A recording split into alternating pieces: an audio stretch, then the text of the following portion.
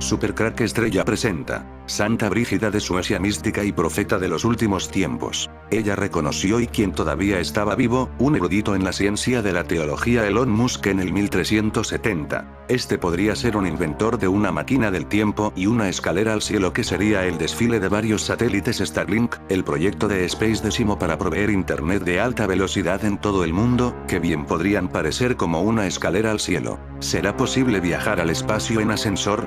En una de sus novelas, Arthur C. Clarke cuenta cómo un talentoso ingeniero idea un ascensor que va de la Tierra al espacio.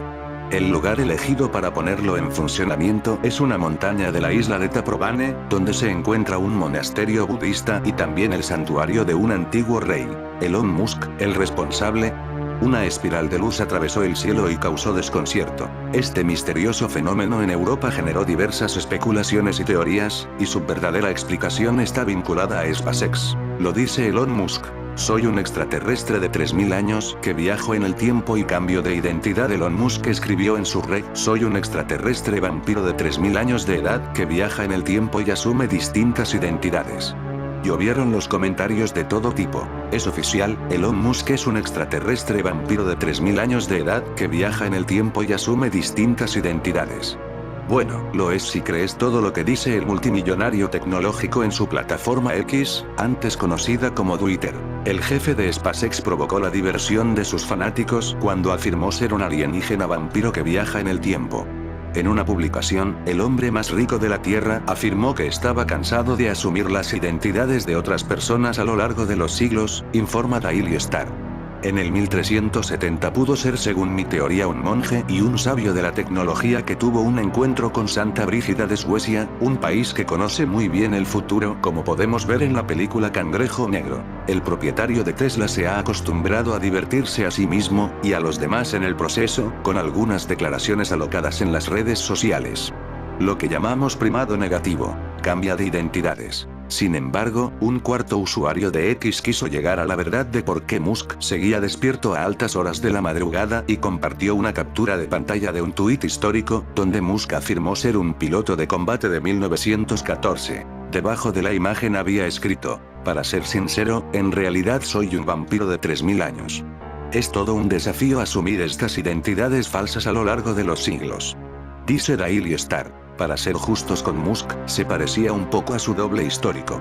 El usuario preguntó: ¿no duermes porque eres un vampiro? Informa Daily Star, a lo que Musk respondió: soy un vampiro que viaja en el tiempo. Antes de emitir una corrección más abajo en el hilo: vampiro alienígena que viaja en el tiempo. Una mezcla entre la ficción y la realidad, sus patentes y sus inventos, una mirada a las obras literarias de su primera esposa. Enumeramos la lista de patentes libres de dominio público de Nikola Tesla y algunas de las patentes de Elon Musk: sincronicidad. Viajero. Mismamente. ¿O podríamos pensar que Nikola Tesla es en realidad Elon Musk? ¿Viajó en el tiempo a nuestra época? ¿O fue al revés? Analizamos un poco la obra literaria de su primera esposa. ¿Coincidencia? ¿Transferencia de mente? Te esperamos en este viaje, donde nos sorprenderá la cantidad de detalles que podemos enlazar entre la ciencia y la ficción.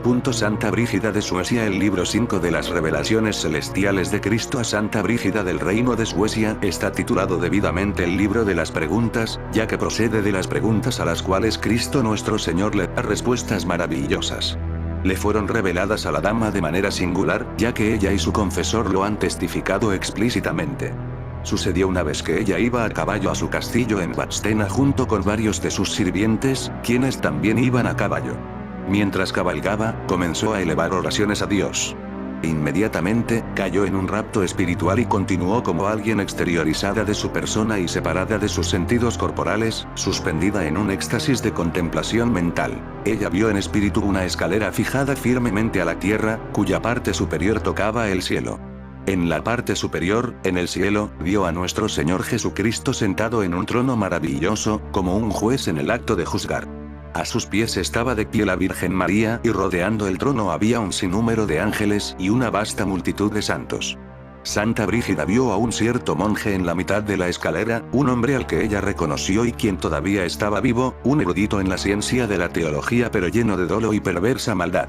Con su porte impaciente y agitado, parecía más un demonio que un monje humilde. La dama podía ver todos los pensamientos y sentimientos internos en el corazón del monje y la manera en la que él los divulgaba a Cristo el juez, sentado al trono, a través de su manera agitada y descontrolada de interrogatorio, de la siguiente manera. Entonces, Santa Brígida vio y escuchó en espíritu cómo Cristo el juez, con un porte gentil, manso y paciente, respondió brevemente a aquellas preguntas, una a una, con la mayor sabiduría y como la Virgen María, Nuestra Señora, le dijo unas pocas palabras ahora y entonces a Santa Brígida tal y como este libro lo explicará con mayor detalle más adelante. En ese único momento, Santa Brígida recibió en su mente todo este libro en una sola y misma revelación. A medida que se acercaba al castillo, sus sirvientes tomaron las riendas de su caballo y luego empezaron a moverla gentilmente para despertarla, como estaba, de su rapto. Cuando ella volvió en sí, ella se sintió terriblemente triste por la pérdida de tal dulzura divina. Así, el libro de las preguntas permaneció fijo en su mente y en su corazón como si todo hubiese sido esculpido en una placa de mármol. Ella lo escribió inmediatamente en su propio idioma y luego su confesor lo tradujo al idioma literario, de la misma forma que él se había acostumbrado a traducir los otros libros de las revelaciones. Interrogación 1. Vi un trono en el cielo sobre el cual estaba sentado nuestro Señor Jesucristo como juez. A sus pies estaba sentada la Virgen María. Alrededor del trono había un ejército de ángeles y una incontable multitud de santos. Un cierto monje, un gran erudito de la teología, estaba de pie sobre una escalera, la cual estaba fijada a la tierra y cuya parte superior llegaba al cielo. Con un porte impaciente y agitado, como si estuviera lleno de maldad e dolo, le planteó preguntas al juez. Primera pregunta. Oh, juez, os pregunto, ¿me habéis dado una boca? No puedo decir, entonces, lo que quiero. Segunda pregunta. ¿Me habéis dado ojos? No puedo ver, entonces, lo que quiero con ellos. Tercera pregunta. ¿Me habéis dado oídos? ¿Por qué no puedo escuchar, entonces, lo que quiero con ellos? Cuarta pregunta. ¿Me habéis dado manos? ¿Por qué no puedo hacer, entonces, lo que quiero con ellas? Quinta pregunta. ¿Me habéis dado pies? ¿Por qué no puedo caminar, entonces, hacia dónde quiero con ellos? La respuesta de Cristo a la primera pregunta. Sentado en el trono, el juez, cuyo porte era humilde y gentil, le respondió diciendo: Amigo, os he dado una boca para decir palabras en forma racional, que sean beneficiosas para vuestra alma y vuestro cuerpo, así como palabras para mi gloria. Respuesta a la segunda pregunta. Segundo, os he dado ojos para que pudierais ver las maldades de las cuales debéis huir y las cosas saludables que debéis preservar. Respuesta a la tercera pregunta. Tercero, os he dado oídos para que pudierais escuchar aquello que pertenece a la verdad y al bien. Respuesta a la cuarta pregunta. Cuarto, os he dado manos para que pudierais usarlas para hacer aquello que es necesario para el cuerpo pero no dañino para el alma. Respuesta a la quinta pregunta. Quinto, os he dado pies para que pudierais dejar atrás el amor al mundo y avanzar hacia el descanso y el amor de vuestra alma y hacia mí, vuestro Creador y Redentor. Santa Brígida de Suecia. ¿Qué milagro hizo Santa Brígida? Se cuenta que desde la niña Brígida tuvo visiones. Una vez vio a la Virgen María colocarle una corona en su cabeza. En otra ocasión vio ante ella a Jesucristo torturado y muerto en la cruz. Estas dos visiones, la profunda devoción a María y las meditaciones sobre el sufrimiento de Cristo, marcaron toda la vida de Brígida. Fue una religiosa católica, mística, escritora y teóloga sueca.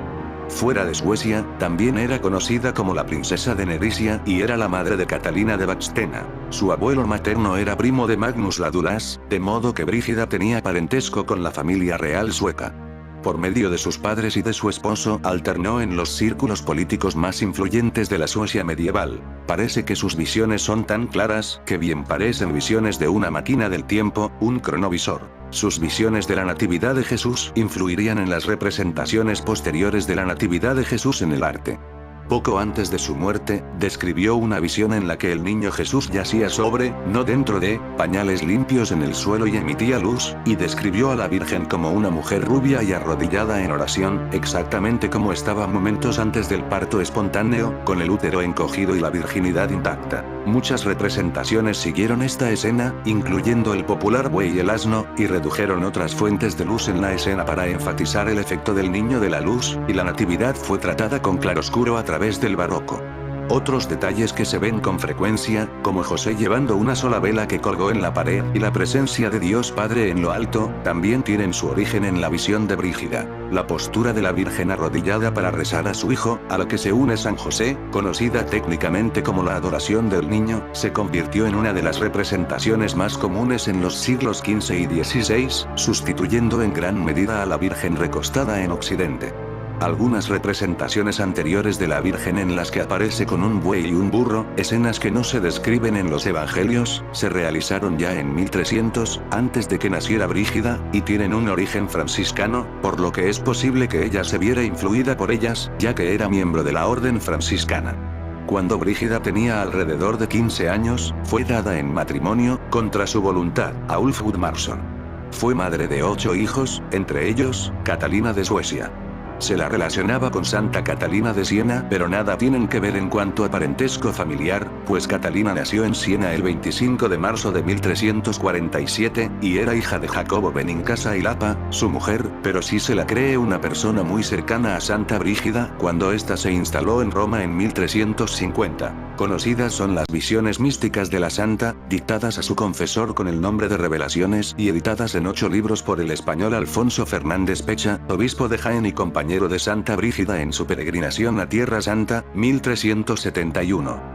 A esta obra hay que añadir las revelaciones extravagantes, recogidas por Pedro de Albastra, y su ópera minora, que contiene la regla de la Orden del Santísimo Salvador, fundada por la santa. Pero no era la única del grupo sueco en recibir este tipo de revelaciones. Quizá la más llamativa sea la visión que en Santiago tuvo uno de sus compañeros de peregrinación, el monje cisterciense Svenum. Tras caer enfermo entró en éxtasis y pudo ver a Brígida tocada con 7 coronas mientras el sol se oscurecía. La visión estaba acompañada de una voz que revelaba que ese sol oscurecido simbolizaba el brillo del príncipe de Suecia, que habría de apagarse para ser despreciado por el mundo, mientras Brígida se aparecía coronada con la estrella septiforme de la gracia de Dios. Esa era la señal de que el monje sanaría de su enfermedad y de que podría regresar a Suecia. Otro acontecimiento sobrenatural le aconteció en la catedral a una de sus compañeras de viaje, cuando sufrió una visión mientras oraba ante un crucifijo, por medio del cual Cristo le reveló que tendría que emprender un viaje hasta un lugar donde le hablaría otra imagen del crucificado. La mujer partió hacia Roma y en Montefiascone, Viterbo, vio otro crucifijo semejante al compostelano, que le indicó que aquel sería el lugar donde habría de quedarse para llevar una vida santa. Las revelaciones también documentan un milagro jacobeo, una mujer sueca que había peregrinado 2 veces a Santiago a la que el apóstol ayuda en el momento del juicio del alma. Y no es el único caso de visiones post-mortem en relación con esta peregrinación, pues las revelaciones extravagantes recogen la visión que tuvo Santa Brígida del alma de su marido en el purgatorio. Ulf Gudmarsson, fallecido en 1344, le revela a su mujer que una de las 6 cosas que le fueron de gran utilidad en su vida fue haber prometido abstinencia de bebida durante toda su peregrinación a Santiago. De regreso a Suecia, Brígida y Ulf se establecieron junto al convento de Albastra, donde Ulf murió en 1344 aproximadamente. Entonces Brígida repartió sus bienes entre sus herederos y los pobres, para ella vivir de manera sencilla en las inmediaciones del convento de Albastra. En ese tiempo aumentó el número de visiones, que representaron, hasta la partida a Roma, la mayor parte de las apariciones que tuvo Brígida. En las apariciones, Brígida recibió la misión de llevar mensajes tanto a políticos como a líderes religiosos. También tuvo diálogos con santos y muertos. Promulgó la paz y escribió a los príncipes para que se pusiera fin a la guerra de los 100 años, entre Francia e Inglaterra. Profecía. Además, incluso predijo la eventual creación del Estado del Vaticano, adivinando casi con exactitud los límites que Mussolini trazó para la Ciudad del Vaticano en 1921. Santa Brígida se quedó en Albastra 4 años apartada del mundo y dedicada a la penitencia. Desde entonces, abandonó los vestidos lujosos, solo usaba lino para el velo y vestía una burda túnica ceñida con una cuerda anudada. Las visiones y revelaciones se hicieron tan insistentes, que la santa se alarmó, temiendo ser víctima de ilusiones del demonio o de su propia imaginación. Pero en una visión que se repitió 3 veces, se le ordenó que se pusiese bajo la dirección del maestre Matías, un canónigo muy sabio y experimentado de Linköping, quien le declaró que sus visiones procedían de Dios. Desde entonces hasta su muerte, Santa Brígida comunicó todas sus visiones al prior de Albastra, llamado Pedro, quien las consignó por escrito en latín. Ese período culminó con una visión en la que el Señor ordenó a la santa que fuese a la corte para amenazar al rey Magnus con el juicio divino. Así lo hizo Brígida, sin excluir de las amenazas a la reina y a los nobles. Magnus se enmendó algún tiempo y dotó liberalmente el monasterio que la santa había fundado en Vadstena, impulsada por otra visión. Santa Brígida escribió varios libros piadosos, uno de los cuales trata sobre sus revelaciones. Un número considerable de estas revelaciones fueron escritas por su relación con Pedro, el monje cisterciense de Suecia que ya nombramos y que era su confesor, su compañero en sus muchos viajes y que murió en 1390. El octavo libro fue escrito con Alfonso el Español, y por el ermitaño, quien renunció al obispado de Jena en Andalucía y que también era su confesor. Acá están las profecías de Santa Brígida. Las palabras entre corchetes son palabras nuestras, no de Santa Brígida. Fechas coincidentes. Cuando la fiesta del apóstol San Marcos, el 25 de abril, tenga lugar un domingo de Pascua. Cuando la fiesta de San Antonio de Padua, 13 de junio, caiga en la fiesta de Pentecostés. Y cuando la fiesta de San Juan Bautista, 24 de junio, coincida con la fiesta de Corpus Christi, el mundo entero gritará: ¡Ay! Durante este presente siglo esto ha sucedido ya dos veces, en el año 1848 y 1859, cuando el Papa y la Iglesia fueron severamente juzgados. Sepa el lirio reinante que deberá movilizar sus campamentos contra la semilla de los leones y deberá cercar, sitiar a los hijos de los hombres que harán guerra contra el lirio. En esos tiempos se levantará el signo de impiedad. El famoso árbol de la libertad en Francia, 1792 y en Roma, 1849. Observa que en el año 1791, Pascua, Pentecostés y Corpus Christi cayeron como en 1848 profecías sobre Napoleón y los masones. En esos tiempos va a surgir de la isla de Córcega un terrible hijo de hombre, Napoleón Bonaparte, que llevará las guerras en su poderoso brazo y unido a los franceses luchará contra los italianos, alemanes, sármatas, españoles y turcos. Todo será perturbador y caótico durante 3 años consecutivos, habrá combatientes entre los fieles. El lirio, o reyes borbones, perderán la corona, la cual será tomada por el águila, y con ella se coronará el hijo de un hombre de oscuro pasado proveniente del mar, que llevará el signo admirable en la tierra prometida. Aflicción. Aflicción. Aflicción. Cuando el Hijo del Hombre se siente en el trono de los lirios, en el trono de los Borbones en Francia, porque entonces habrá grandes tribulaciones en la Iglesia. Durante los 6 años subsiguientes habrá muchas y muy grandes guerras entre los cristianos, y en algún país la guerra será de tal manera cruel que los hombres nunca habrán visto nada igual. Niño, considera muy bien si tú estarás del lado del bien o del lado del mal. Si tú estás en el lado del bien, ¿por qué no levantas de nuevo las columnas de la Iglesia? ¿Por qué no restauras todo y restituyes las columnas a su lugar adecuado? Estas palabras de la santa profetisa son consideradas como dirigida a Napoleón I, quien fingió durante un tiempo ser un genuino católico, y por lo tanto le exhortó a dar una prueba real de su religión mediante la restauración de los legítimos obispos franceses a sus usurpadas o vaciadas vacantes mediante el respeto a los derechos de la Iglesia y la debida protección al Papa. Entonces se levantará el Congreso de la Iniquidad, masones y jansenistas, que será capaz de excitar a los galicanos en contra la Iglesia de Dios. Sin embargo, el galicanismo perecerá de su propia enfermedad. Pero el Hijo del Hombre, el advenedizo del mar, será más invencible en la guerra, y someterá a toda Alemania. La gran casa del Imperio Austríaco por poco será derribada. Pero finalmente el águila vendrá desde el norte hacia el oeste, junto con sus hijos estarán rodeado por las torres de España y se elevará Alemania de nuevo. El águila de Napoleón también invadirá países mahometanos, Egipto y Siria, y llevará el signo admirable en la tierra prometida. La paz y la abundancia volverán al mundo. Pero poco después nuevas guerras estallarán. ¡Ay de vosotros, Venecia! ¡Ay de vosotros, Lucca y Génova, repúblicas italianas! ¡Ay, porque después del año 1790 todos vosotros seréis derribados por las manos de los franceses! Luego, en Europa habrá muchísimos hombres malvados e impíos, que entonces serán los enemigos y los destructores de los verdaderos gobiernos republicanos. Nuevas guerras.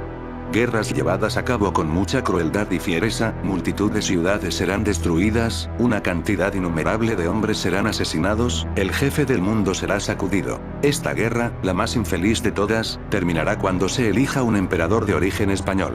Este emperador de una manera maravillosa llegará a la victoria a través de la señal de la cruz. Él destruirá las sectas de los judíos y los maometanos. Restaurará la iglesia de Santa Sofía en Constantinopla, toda la tierra gozará de paz y prosperidad. Y nuevas ciudades se erigirán en muchos lugares. Es bien sabido que un nieto de Luis XIV, el gran rey de Francia, se hizo rey de España Felipe V.